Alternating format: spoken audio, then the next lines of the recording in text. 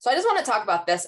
So even if you're not doing these in a gym with a barbell across your hips or anything like that, I wanted to take the opportunity to walk you through this, because also the video in the app is a picture of me doing it off of a real bench, like a chest press bench. This gym that we have has this little bench. And the reason why this one is better is because it's about the same height as your shin. And when you're doing a hip thruster, let me just scroll forward. This is a hip thruster. When you are doing this, you see how the bench is almost the same height as my knee, so that I can keep my torso, like we want 90 and we want your torso and the glutes at the same height as your knee. So that's why this bench is ideal.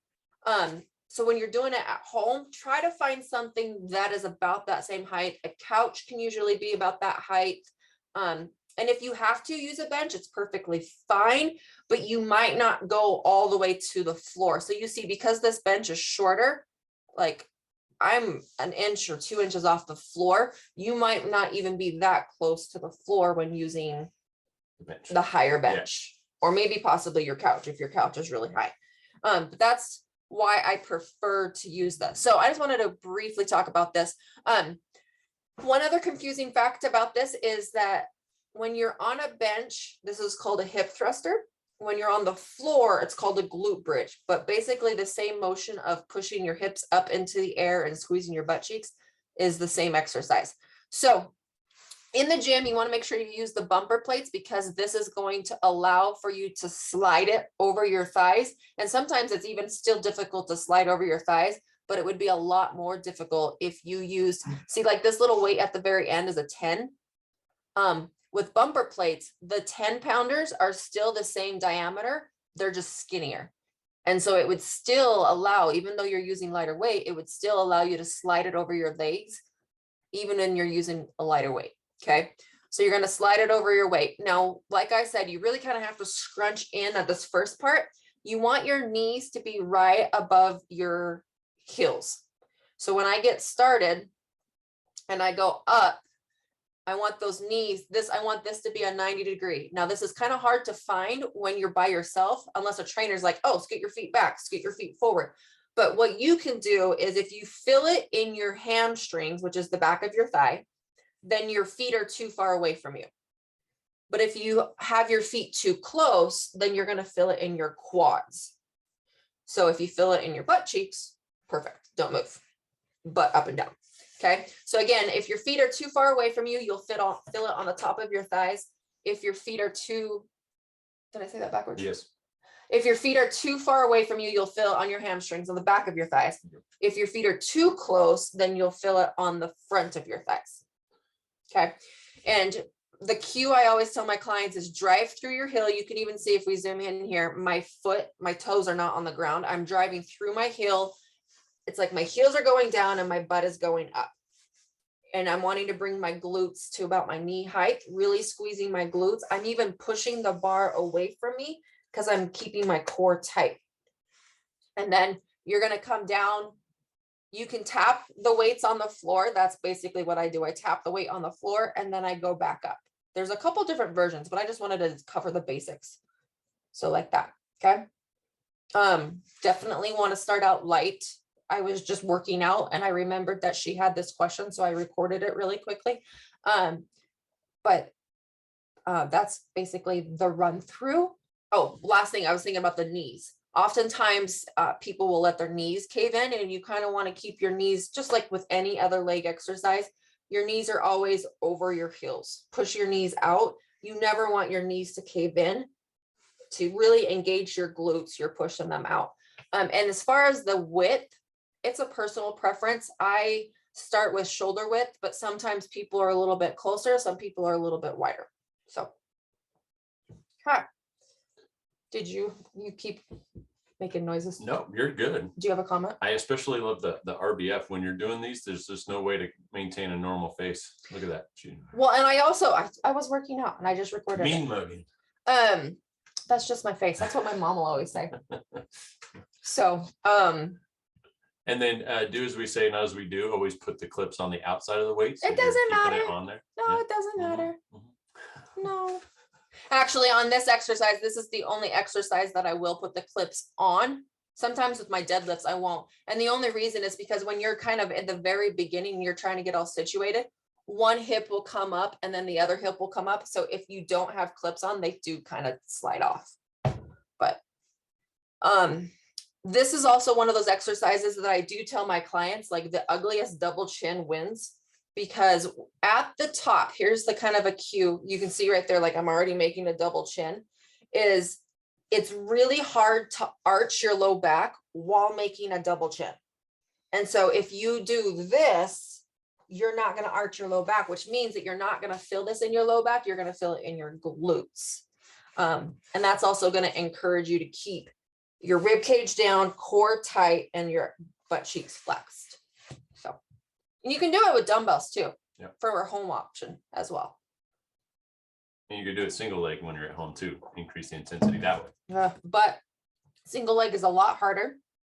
I would prefer that you build up your glute strength with both legs before you drop down to a single leg. Definitely like, and so like, let's say you got really, really strong, like I'm pretty strong with both legs and a barbell. You take one leg away from me and my weight dramatically drops. So if you do build up your strength with both legs and you're like, okay, this is kind of getting easy, I want to try with just one leg, then go back to body weight. It's almost like you want to start from the very beginning again, start with it. And then if you're like, no, it's kind of easy, but yeah, taking that one leg away really adds a lot of core, because then one hip wants to fall. And just because you take one leg away doesn't mean that you want your hips to look like this. You still want everything level. I'm pointing to my screen, sorry. You still want everything level, even with one leg gone. So, have done it at home with dumbbells before and using our couch. Perfect. Yeah, and if you like, if it feels awkward on the couch, then feel free to just do it on the floor, which is then called the glute bridge. So if you're looking in the app, oh, here's the app. Just search the word, actually bridge will probably pull up best options. Yeah. But then also too, if any of you are going to the gym and you see that video, especially if you go to the gym I'm training at, and you see my video and it's on a bench, like all of my hip thrusters are on a bench. And the reason I did this is because my videos are used for people all over the US, all of my clients. And so I wanted it to look universal. Not everyone has that little bench I do. And so some of them I'm using a real bench. Actually, let's talk about this one too. Single leg hip thruster. In this video, and I need to redo this video because it is kind of misleading. When you don't have a bar on your hip, it's kind of like, what do I do with my hands? I almost encourage you guys just to kind of like cross your hands, like when you're doing sit-ups in elementary school, because if you do, if you put your, she needs to stop talking. There we go. If you use your elbows, I see too often with clients that they'll lift themselves with the elbows. What is holding you up on these is your back. So I know from this angle, it kind of looks like, oh, she's using her elbows to stay on the bench. I'm digging my elbows into the bench to kind of give me a good brace with my core, but I'm not lifting off the bench with my elbows. So you want to make sure that right where your sports bra hits the back is where you're going to, and all you're doing is just pivoting off the bench. So you can see here that I'm just going to, so I'm just pivoting off the bench. It does look like my elbows are holding me up. So that's why I need to do this exercise again. But when you have no weight in your hands, I usually suggest just to cross them. What do I do with my hands? That's what I always get. Yeah. I mean, and then obviously when you have a dumbbell or a bar, you're holding it on your legs. So, okay. Cool. Let me find the chat if there's anything else. Oh, there are. Oh, love it. Oh, no. Would stairs work, or if no, bench at home? My only concern with the stairs, and I actually almost said this earlier, is that neck. Yeah, it like the next stair up is like hitting your head. So if you can actually get it right, or if you have some steps that are just deep enough that your neck doesn't, I just don't want it completely crushing your upper body. I was just thinking if they could do it at the top stair and their leg is on the lower stair. But I mean, yeah, you could try it. The only thing is I just don't want you like your whole upper body scrunched because you're trying to avoid the next stair up is my only concern. So, but I definitely did think about that. So, I mean, yeah, and if your stair was wooden, that would kind of hurt. So I would definitely grab a towel or a blanket and put something behind it. Yeah.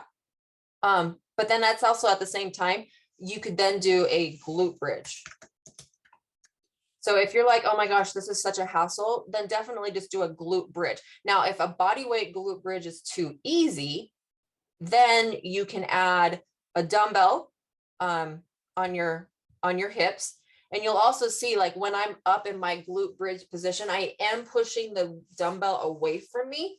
So that way it's on my thighs and not my hip bone. So that's going to be a lot more comfortable. And putting your feet on an elevated surface like this one over here targets a little bit different glute, but that can also make it a little bit more difficult. So you could put your feet on your bottom stair with this one. Yeah. And then if all of that is too easy and you have ran out of dumbbells, like don't be scared to go up in weight. This is probably a 70-pound dumbbell. Like your glutes are pretty strong, guys. So you're going to have to add a big heavy dumbbell. And if you don't have a 70-pound dumbbell, but you maybe have two 25s, I would use both. I would put one on one thigh and the other on the other thigh if you had to. And then the third option to make it more difficult is to put a band below your knees plus the dumbbell. And then even possibly doing a little pause at the top. So, and then even then, if you've got really strong glutes, you're probably working up to like 15 to 20 reps. So that's where having the gym option. And you can also do barbell on the floor as well. So again, if you've got a barbell and you don't have anything to put your back on, you can still do the glute bridge. Alrighty. So again, glute bridge is on the floor, hip thruster is on the bench, both work your booty. So, which can also help alleviate a lot of back pain.